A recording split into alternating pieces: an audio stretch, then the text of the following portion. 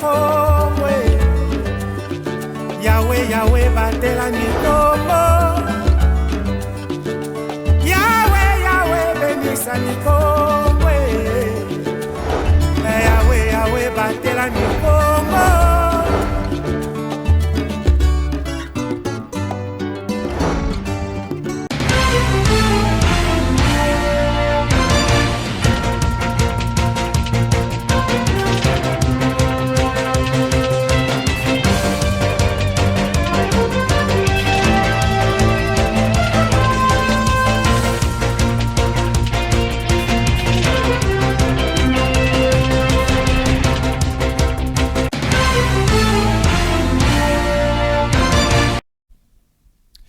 Très bon début de week-end à toutes et à tous. Merci de choisir ma bannière télévision pour vous informer.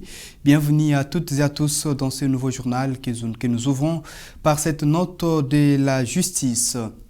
Placé sous mandat d'arrêt provisoire le mardi 9 août 2022 et acheminé directement à la prison centrale de Makala, l'honorable Jean-Marc Kabound Akabound, député national, président du parti politique Alliance pour les changements et ancien président AU de l'IDPS, a comparé pour la première fois ce vendredi 12 août 2022 devant la Cour de cassation, son juge naturel. Il est donc poursuivi, comme vous le savez certainement, pour outrage au chef de l'État, diffamation également contre les institutions de la République démocratique du Congo, en rapport avec le propos qu'il a tenu au cours de sa conférence de presse le 18 juillet dernier. Et ce jour, après sa première comparution devant son juge naturel, la Cour de cassation, l'honorable Jean-Marc Kabound Akabound a été finalement assigné à résidence surveillée. Donc il passe nuit à résidence surveillée et puis au niveau de la prison centrale de Makala. Changeons de registre. Le chef de l'État congolais Félix-Antoine Tshisekedi Tshilombo, sous sa casquette également du président en exercice de la communauté économique des États de l'Afrique de l'Est, a participé à la célébration, à la commémoration du 70e anniversaire de l'indépendance du Tchad. C'était donc à N'Djamena où il a également profité de l'occasion pour échanger avec la communauté congolaise vivant au Tchad. Je propose ces commentaires.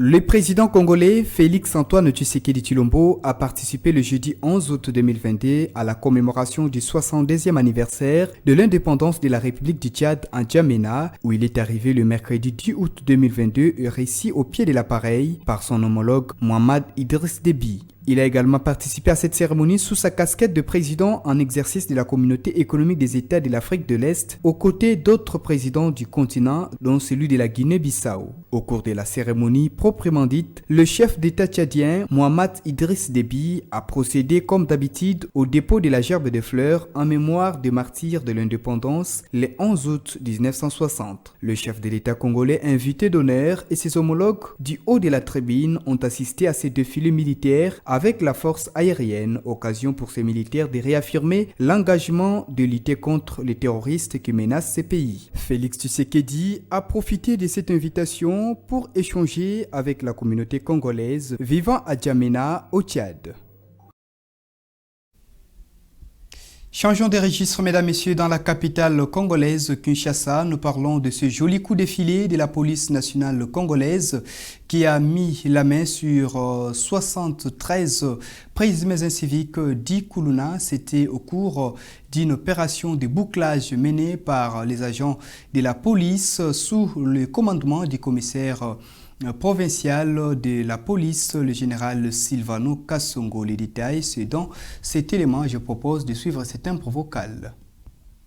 Sous le commandement du commissaire provincial de la police nationale congolaise de la ville de Kinshasa, les hommes en uniforme ont exécuté une opération de bouclage ciblé dans la commune de Makala tard dans la nuit du mercredi 10 au jeudi 11 août 2022. Cette opération a permis à la police de mettre la main sur une affaire de 173 présumés inciviques d'Ikuluna, parmi lesquels 7 femmes. Un motif de joie pour les habitants de cette partie de la capitale congolaise.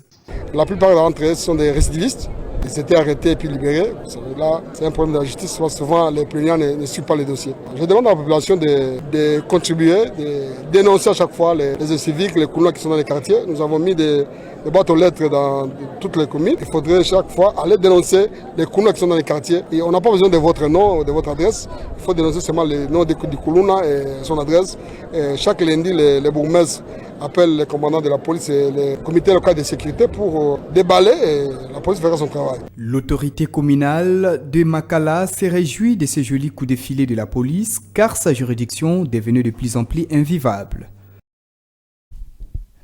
Dans ce journal, nous parlons également, mesdames et messieurs, de la célébration de la Journée internationale de la jeunesse ce vendredi 12 août 2022 en République démocratique du Congo. C'est donc le moment de réfléchir si la jeunesse d'aujourd'hui est-elle prête à prendre la relève pour la gestion des affaires de l'État, mais aussi le décollage de l'économie ou soit du développement de la République démocratique du Congo. À Matadi, chef-lieu de la province du Congo central, votre rédaction a pu recueillir quelques propos qui sont dans ces récits de Jackson Eldamayangiti. L'humanité célèbre la journée internationale de la jeunesse le 12 août de chaque année. Pour ce vendredi 12 août 2022, en République démocratique du Congo, plusieurs thématiques sont abordées pour promouvoir la jeunesse dans sa diversité, car c'est une occasion pour conscientiser les jeunes en RDC, dont la plupart traînent dans la distraction suite au chômage, à la pauvreté et d'autres éléments.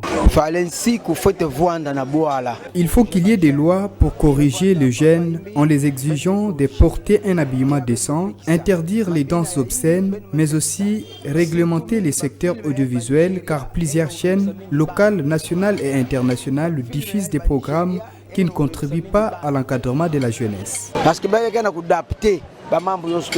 Par cette même occasion, d'autres parents interpellent les gouvernements à prendre ses responsabilités afin de lutter contre la vente de différentes boissons trop alcooliques et la drogue.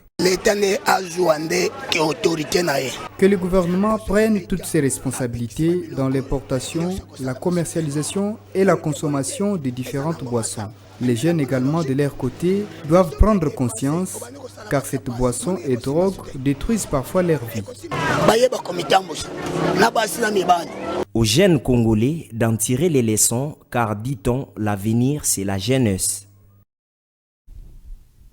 Dans l'actualité continentale, les drapeaux sont en berne au Mali, à Bamako et dans d'autres localités ou d'autres coins du territoire malien pour cause le malien plaire ou rendre hommage à 42 de ces militaires qui sont tombés sur les champs d'honneur. Ils ont été tués au cours d'une attaque perpétrée par des djihadistes, donc de rebelles. C'était dans la partie nord-est du Mali.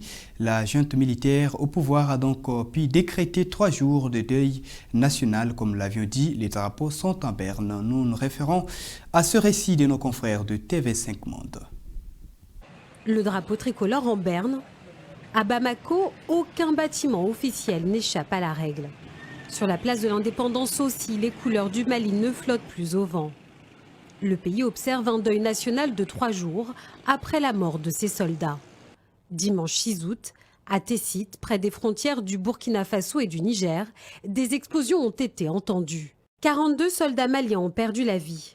L'attaque, visiblement coordonnée, est attribuée à des djihadistes du groupe État islamique dans le Grand Sahara. Le bilan meurtrier pour les militaires maliens émeut une partie de la population.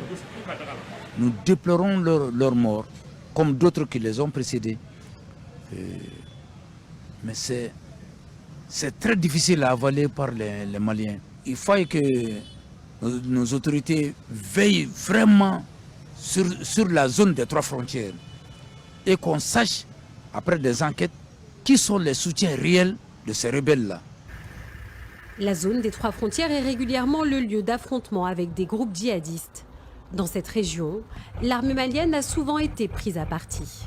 Comme en mars 2021, où 33 soldats d'un camp militaire près de Tessit ont été tués dans une embuscade du groupe État islamique dans le Grand Sahara. Pour cette nouvelle attaque, les djihadistes auraient bénéficié d'appuis majeurs et d'expertise extérieure d'après les autorités maliennes. Alors les soutiens de l'armée tiennent à réaffirmer leur solidarité avec les militaires. On va quand même continuer à poursuivre toujours la même détermination, je dis bien, avec la même détermination, avec le même courage, cette offensive contre les ennemis internes et externes du Mali. Dans nos prochains jours, il y aura d'autres édifications, d'autres clarifications qui nous seront apportées. Depuis quelques semaines, le Mali fait face à une résurgence des attaques de groupes djihadistes. L'assaut contre les militaires de Tessit est l'action la plus meurtrière causée par ces groupes terroristes depuis 2019. Changeons de registre, mesdames et messieurs, pour parler sport. Les grandes bases qui pourront peut-être conduire au développement du sport congolais seront jetées à Mbouela-Lodj, à Kisantu. Là, nous sommes dans la province du Congo central, dans la zone ouest de la République démocratique du Congo. Ça sera du 20 au 24 août 2022 au cours des états généraux des sports qui vont devoir se tenir dans cette province et réuniront plusieurs personnalités, notamment des représentants de différentes provinces et de la ville-province de Kinshasa, d'autres institutions, notamment l'Assemblée nationale et le Sénat, mais aussi des experts internationaux qui viendront un peu de partout pour réfléchir et diagnostiquer le vrai problème qui ronge le sport congolais. Le détail, c'est dans cet élément de Jean Singoï. La province du Congo central va accueillir les travaux des états généraux des sports qui auront lieu à Kisantu du 20 au 24 août 2022. Plusieurs invités sont attendus, même les experts internationaux. Le secrétaire général au sport et loisirs, Barthélemy Okito, a fait le point sur l'état actuel de l'organisation de ces assises. Je vais vous donner la bonne information sur les états généraux des sports. C'est ainsi à la première mouture que le ministre a présenté au Conseil des ministres. Nous avons proposé 280 participants, dont 104 délégués de 26 provinces, 171 ou 171 opérateurs et membres du mouvement sportif et 5 experts internationaux, ce qui donnait 280. Et dans les 104 délégués de 26 provinces, nous avons pris 4 délégués par province, c'est-à-dire le gouverneur, le ministre en charge des sports, le chef de division provinciale des sports et un délégué du mouvement sportif, ce qui faisait 4 par province. En ce qui concerne les restes, on avait 75 personnes pour les fédérations. Donc, au départ, on a proposé que chaque fédération, comme il y a 75 par fédération, qu'il y ait un délégué par fédération. Le secrétaire général au sport a également fait savoir que ces états généraux vont réunir 120 délégués, dont 66 de la ville de Kinshasa et 54 des restes des provinces de la République démocratique du Congo. Les ministères des sports et loisirs à 10 personnes. Les institutions de la République et le gouvernement, parce que nous avons pensé que il faut qu'il y ait un délégué de l'Assemblée nationale, un délégué du Sénat, un délégué de la présidence, un délégué de la primature et certains membres du gouvernement qui concourent à l'aboutissement de la promotion du sport. Il y en a 11 institutions et gouvernements. Les experts nationaux et internationaux, on en a dénombré 6. Il y a une cellule de presse, communication, presse, protocole qui est mise en place. Il y a 5 journalistes qu'on a retenus. À noter que c'est le chef de l'État, Félix Antoine Tshisekedi, qui a personnellement instruit le ministre des Sports, Serge Kondé, d'organiser les états généraux des sports. Et voilà, ainsi s'achève complètement ce journal. Merci à vous d'avoir été nombreux devant vos petits écrans pour suivre ce journal. Merci également à toutes et tous qui ont navigué sur les plateformes réseaux sociaux, ma bannière télévision sur YouTube, Facebook également. Nous vous disons très merci de nous choisir pour vous informer. Prenez rendez-vous dans les heures qui suivent pour une nouvelle édition sur vos antennes.